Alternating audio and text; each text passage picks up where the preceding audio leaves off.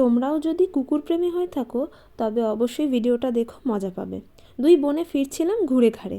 পাড়ায় ঢুকতে না ঢুকতেই দেখি আমাদের পাড়ারই এক দাদা স্কুটি থেকে নামলো আমাদের পাড়ার এক মহারাজ। আমাদের অবশ্যই চেনা পরিচিত, কিন্তু আমার দিদিকে তো সে অত ভালো করে চেনে না, তাই এখনও অবধি তার সাথে ভালো বন্ধুত্ব হয়ে ওঠেনি। আমার সাথে থাকলে তাও আমার দিদি বেঁচে যায়, কিন্তু একা থাকলে তো বাবু তাকে কোনো মতেই ছাড়ে না।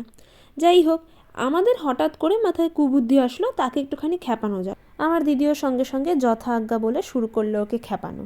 এখন তো বাড়ির কাছেও আছি, সুতরাং অসুবিধা নেই।